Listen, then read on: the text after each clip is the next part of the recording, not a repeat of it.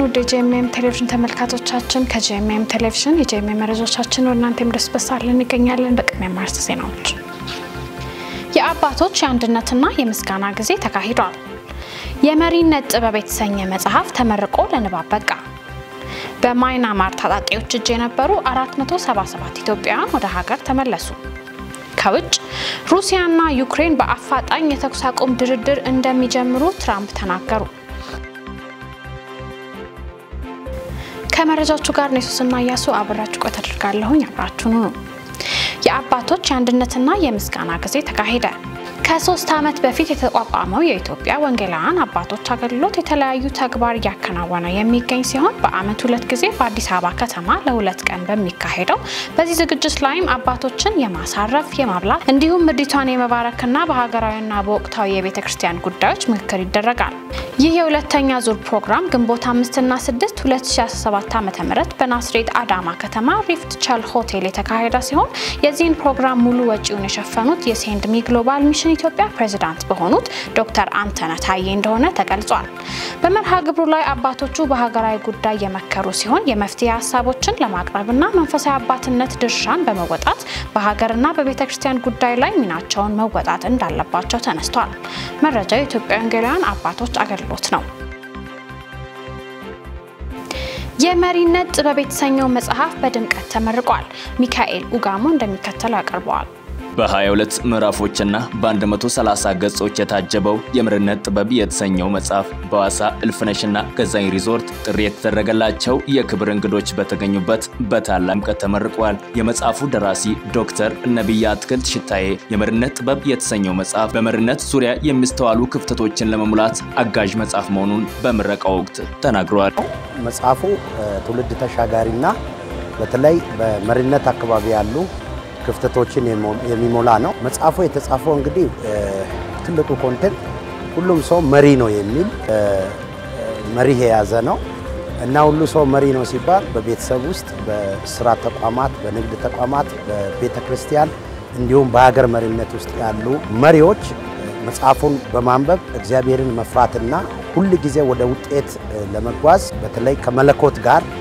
ኮኔክትድ መሆን እንዳለባቸው የሚያስረዳ ነው እንደምታው መሪነት ግብ አለው መሪነት ያው ስኬት ነው የሚፈልገውን ውጤት ለማስገኘትና ወደ ስኬት ለመድረስ መከተል ያለባቸውን የመሪነት ጥበብ ወይም አቅጣጫ የሚያሳይ ነው መጽሐፉና በመሪነት ላይ የሚገኙ አካላት መከተል የሚገባቸውን መሪና ስልት በሚገባ የሚያሳይ መጽሐፍ መሆኑንም አያይዘው ገልጸውታል መጽሐፉን የሚያነቡ ሰዎች ባሉበት ቦታ ላይ እንዴት ውጤታማ መሆን እንደሚችሉ የተለያዩ ምስጥሮችን የያዘ የተለያዩ አካይዶችንና ስልቶችን እንደ እግዚአብሔር ቃል ተቃኝቶ የያዘ መጽሐፍ ስለሆነ ያመለካከት ለውጥ በማምጣት ወደሚያልሙት ግብ ባጭር ጊዜ ውስጥ መድረስ እንዲችሉ ይረዳል ይያምናል የመጽሐፉ ቀድሞ አንባቢና ገምጋሚ በዋሳ ዩኒቨርሲቲ ረዳት ፕሮፌሰር ዶክተር መለሰ ሚሎሳ የመሪነት ጥበብ ስለተሰኘው መጽሐፍ እንዲህ ሲሉ ሐሳባቸውን ሰጥተዋል አንድ መጽሐፉ ወቅታዊ ነው ሁለተኛው ደግሞ ግልጽና ለአንባቢያን በቀላሉ በሚረዱት መንገድ ስለተጻፈ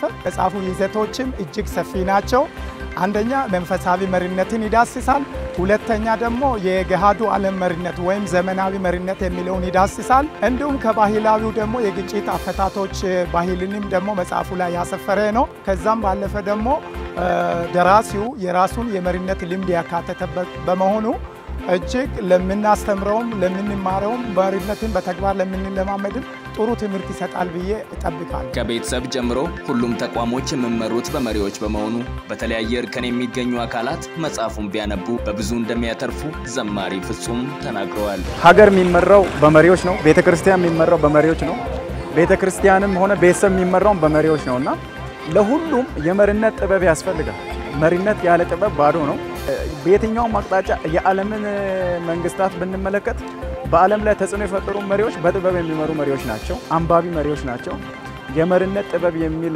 መጽሐፍም እንደመሆኑ በጣም ትውልድ የሚጠቀምበት የሚሰራበት ነውና ድንቅ ነው በጣም በምረቃው መርሃ ግብር ላይ የተገኙ ታዳሚዎች የመሪነት ጥበብ በተሰኘው መጽሐፍ ዙሪያ እንዲህ ሲሉ ሐሳባቸውን ሰጥተዋል ከርዕሱ ጀምሮ በጣም ደስ የሚል ነበር ስለ መሪነት ነው እና መሪነት ያው ከቤተሰብ ይጀምራል ከሀገር እንደዛ ያለ የሰፋ መሄድ ነገር ስለሆነ ለሁሉም ሰው የሚያስፈልግ መጽሐፍ ነው መሪ ማለት ከፊት የሚሰለፍ ነው። ከፊት የሚሰለፍ ሰው ምን እንደሚገጥመው ምን እንደሚያጋጥመው ይታወቃል። በማይመቹ መንገዶች ውስጥ አልፎ ድልን መጎናጸፍ።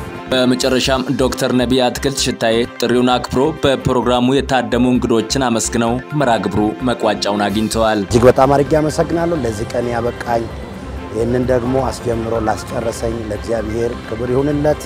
በዚህ ክብረ በዓል ላይ በመገኘት የምረቃውን ስነ ስርዓት ላደመቁ በእለቱ ለታደሙ እንግዶች በሙሉ ምስጋናዬ የላቀ ነው። ከጂኤምኤም ቴሌቪዥን ለተጠናቀረው ዘገባ ሚካኤል ጋሞ ነኝ ከሐዋሳ። በኢትዮጵያ ሙሉ ወንጌል ሴሚናሪየም የአዳማ ቤሪያ መጽሐፍ ቅዱስ ኮሌጅ በዲግሪና በዲፕሎማ ፕሮግራም ሲያሰለጥናቸው የነበሩ ተማሪዎችን አስመርቋል። ግንቦት 2007 ዓመተ ምህረት በተካሄደው በዚህ 10ኛ ዙር ምርቃት ለ2 ዓመት በዲፕሎማ ለ4 ዓመት ደግሞ በዲግሪ መርሃ ግብር ሲማሩ የነበሩ 85 ተማሪዎች ተመርቀዋል። በምረቃ ስነ ስርዓቱ ላይ የሴሚናሪየሙ ፕሬዝዳንት መምህር ህሩይ አድማሱ፣ የክልሉ ፕሬዝዳንት መጋቢ ፍቃዱ አርጋኒና የተመራቂዎቹ ቤተሰቦች መገኘታቸውን ከቤተክርስቲያኒቱ ያገኘነው መረጃ ያሳያል። በማይናማር ታጣቂዎች እጅ የነበሩ 477 ኢትዮጵያውያን ወደ ሀገር ተመልሰዋል። ባለፉት 2 ሳምንታት ውስጥ በማይናማር ታጣቂዎች እጅ የነበሩ 477 ኢትዮጵያውያን ወደ ሀገር መመለሳቸውን የቤተሰቦች ኮሚቴና ተመላሾች ለቢቢሲ ተናገሩ።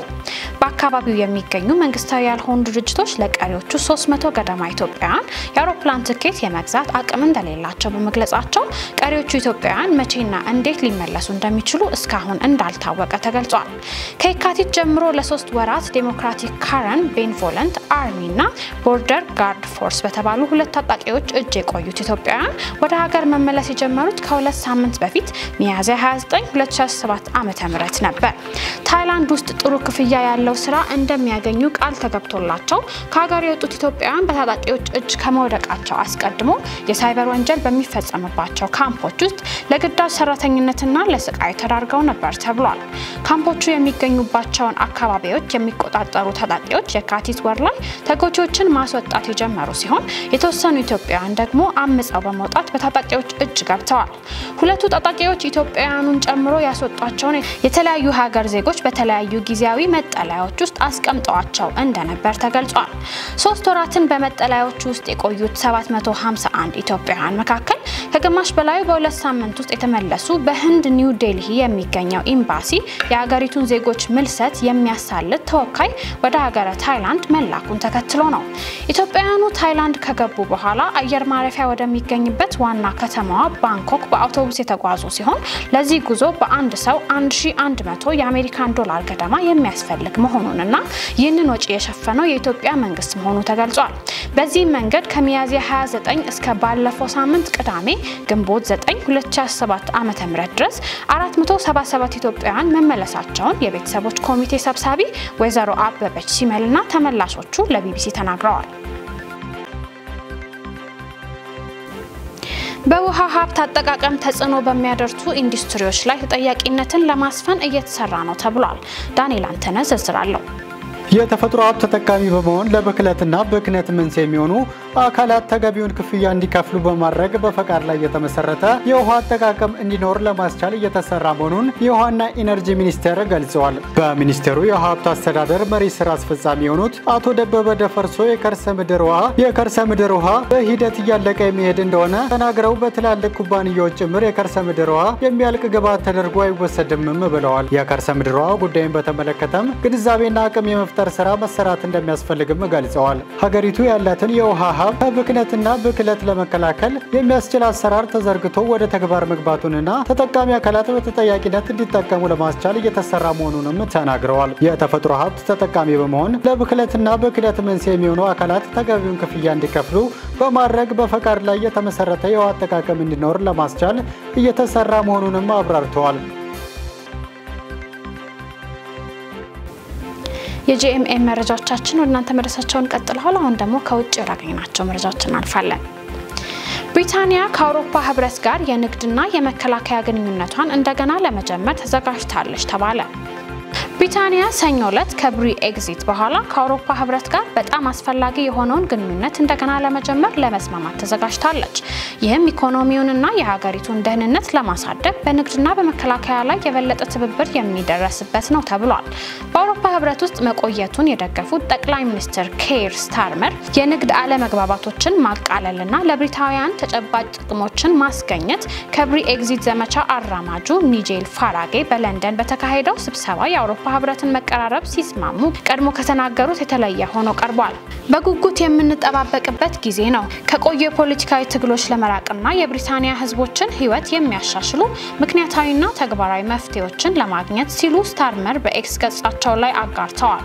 በዳግም ማስጀመሪያው ላይ የብሪታንያ የመከላከያ ኩባንያዎች አውሮፓን ለማስታጠቅ በ150 ሚሊዮን ዩሮ ፕሮግራም ላይ እንዲሳተፉ የሚያስችል የመከላከያና የደህንነት ስምምነት ነው ተብሏል። ስታርመር ከአውሮፓ ኮሚሽኑ ፕሬዚዳንት ኡርሱላ ፎንደር ሊየንና የአውሮፓ ምክር ቤት ፕሬዚዳንት አንቶኒዮ ኮስታ ጋር መክረዋል። የዩናይትድ ስቴትስ ፕሬዚዳንት ዶናልድ ትራምፕ ከጦርነቱ በኋላ ያለውን ዓለም አቀፋዊ ስነ ስርዓት በማጠናከር እንዲሁም ሩሲያ በዩክሬን ላይ ያደረሰችውን ሙሉ ወረራ ተከትሎ በዓለም ዙሪያ ያሉ መንግስታት በንግድ በመከላከያና በደህንነት ላይ ያላቸውን ግንኙነት እንደገና እንዲያስቡ አስገድዷቸዋል። በመጨረሻም ሩሲያና ዩክሬን በአፋጣኝ የተኩስ አቁም ድርድር እንደሚጀምሩ ትራምፕ ተናግረዋል። የዩናይትድ ስቴትስ ፕሬዚዳንት ዶናልድ ትራምፕ ሩሲያና ዩክሬን በአፋጣኝ የተኩስ አቁም ለማድረግ ንግግር እንደሚጀምሩ ተናግረዋል። ትራምፕ ይህን ያሉት ከሩሲያ ፕሬዚዳንት ቭላዲሚር ፑቲን ጋር 2 ሰዓት የዘለቀ የስልክ ልውውጥ ካደረጉ በኋላ ነው። ትራምፕ የስልክ ልውውጡን እጅግ መልካም ብለው የተኩስ አቁም ለማድረግ የሚቀመጡ ቅድመ ሁኔታዎች በሁለቱም ወገኖች መካከል ከስምምነት ሊደረስባቸው እንደሚገባ አሳውቀዋል። ምንም እንኳን ትራምፕ የተኩስ አቁም ስምምነት ሊደረስ እንደሚችል ተስፋ እንዳላቸው ቢናገሩም በቅርቡ ስምምነት ይፈጸማል የሚል ግምት ግን የለም። ትራምፕ ከፑቲን በተጨማሪ ከዩክሬኑ ፕሬዚዳንት ቮሎዲሚር ዜሌንስኪ ጋር ውይይት አድርገዋል። ፑቲን ከዩክሬን ጋር ለመስራትና ወደፊት የሰላም ስምምነት ላይ ለመድረስ ዝግጁ መሆናቸውን ሲናገሩ፣ ዜሌንስኪ በበኩላቸው ይህ ወሳኝ ወቅት ነው ብለው አሜሪካ ከስምምነቱ ራሷን እንዳታገል ጥሪ አቅርበዋል። መረጃው የቢቢሲ ነው። መረጃዎቻችንን ከማጥቃለላችን በፊት አርዕስተ ዜናዎቹን እናስሳችሁ። የአባቶች የአንድነትና የምስጋና ጊዜ ተካሂዷል። የመሪነት ጥበብ የተሰኘ መጽሐፍ ተመርቆ ለንባብ በቃ። በማይናማር ታጣቂዎች እጅ የነበሩ 477 ኢትዮጵያውያን ወደ ሀገር ተመለሱ። ከውጭ ሩሲያና ዩክሬን በአፋጣኝ የተኩስ አቁም ድርድር እንደሚጀምሩ ትራምፕ ተናገሩ። ለዛሬ ያዝናቸው የጄኤምኤም መረጃዎቻችን ይመስሉ ነበር። እኔ ሱስና ያሱ መረጃዎቹን ወደ እናንተ ያደረስኩኝ አብራችሁ ቆይታ አደረኩኝ። መረጃዎቹን ያዘጋጁላችሁ ደግሞ ዳንኤል አንተነህና ነጻነት አቁማ ነበሩ። ከቀሪ የጄኤምኤም ቴሌቪዥን ፕሮግራሞቻችን ጋር መልካም ቆይታ